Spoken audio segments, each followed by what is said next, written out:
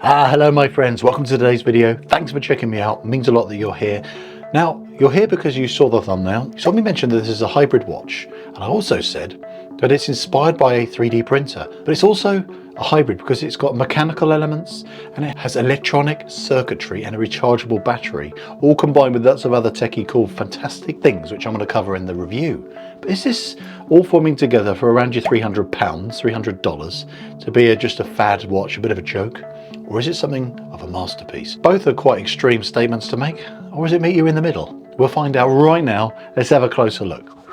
But before all that, what are the stats and the specs? Go on, tell them, Dan. Tell them what they are. So this is the titanium edition. It is the MS1001. There are many other variants available, all around the £300 to £320 mark. Even though it looks like a bit of a buffer, it's only weighing 84 grams. That is not heavy. Quirky dimensions on here because of this unique design. 38 millimeters across here. Due to the rectangular shape, it's very simple. Its length is either 44, believe it or not. It's not as big as you think. But if you include these little lugs here, it takes it up to 50. But the wearable visible size is not that big. It's a bit of a chunker. The highest point, which is the middle here, it's 14.1 millimeters. Nice big crown, which is not screw down or push pull or anything like that because it's done very differently. It's just a push button and a twizzle.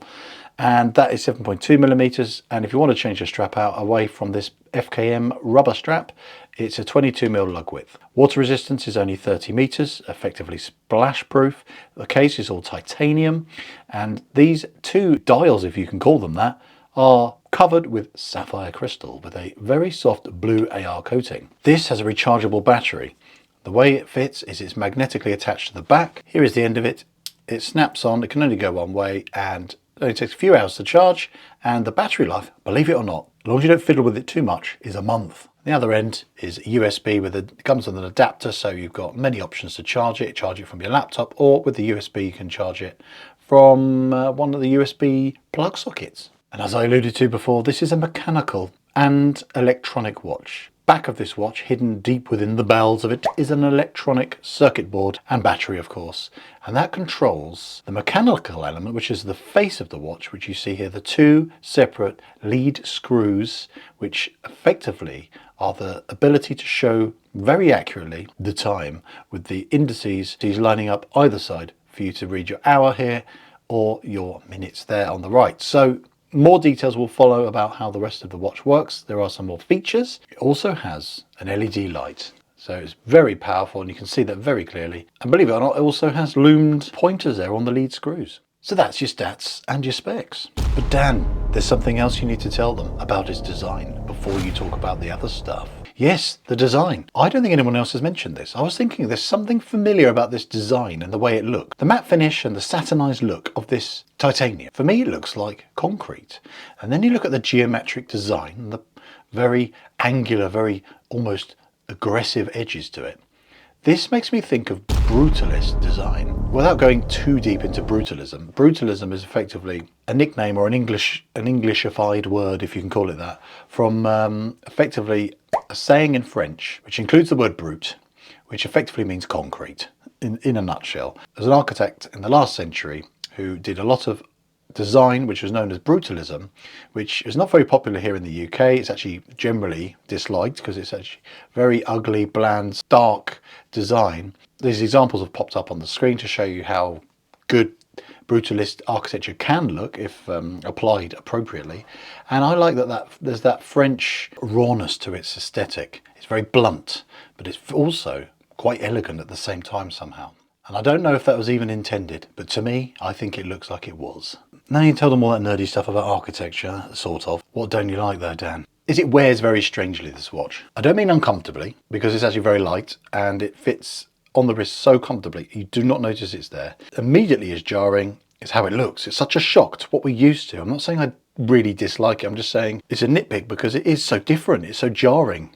And if you don't like it, you're really not going to like it. Other people are going to go, what the hell is that on your wrist? It is bonkers. But it does sit very tall off the wrist. There's no flow, but that's again that brutal element. Again, it's very completely flat base to the watch, very angular, very wedged, very sliced. It's got that proper mechanical engineering kind of aesthetic to it, which is very much Marmite. It's love or hate. And it goes without saying that this isn't immediately that easy to read. I mean, you haven't got every single indice on here, so you've got to tune your brain a bit to sort of say, well, it's actually 540. There you go. So it's not as easy as a digital watch, and it's not what we're used to with analog watches. This is an entirely different way of displaying time. The crown situation is very unique. It's all done with pushing. You have one press for the light. If you do a double press, it'll show you battery life. So right now we are almost full. I charged it a few days ago, and then once it's shown you the time, it goes back to normal again. It's a bit fiddly. Sometimes you can mispress the crown to jump between the options. So we've got time setting, we've got you press the light, but if you accidentally get a bit jittery and press it too many times, it jumps about and it's all sliding around, which is just something, again, you've got to get used to. I think the water resistance is very poor, 30 meters. This is definitely not something you're going to be wearing in a sporty situation or to the gym or definitely not in the pool or anything like that. This is definitely something you're going to wear if you want to make a statement and look a bit flash. And water resistance does not matter one bit when you want to be a flash gear. I understand MECEXP is an abbreviation of mechanical exploration. It's not something that flows off the tongue. So if someone says, man, that is a cool watch, what is it? Do you spell it out, MECEXP, and then you sound like there's something wrong with you? Or do you go, oh, it's a MECEXP? Okay, Dan, well, you've kind of covered a few negatives there, but let's talk about the positives. How does the bloody thing work? Well, that's the important thing. The positives are, it's just so unique. No one else is doing this. I love the fact that this has been inspired by a 3D printer. These are called lead screws in here. And the way 3D printers work is they have two of these, I don't know, sometimes more. They are used because they're so good at being ultra accurate at moving something up and down effectively. So you do a 3D print, it does the layers and it goes up very, very carefully and very perfectly for each very neatly applied layer to effectively build up your 3D object.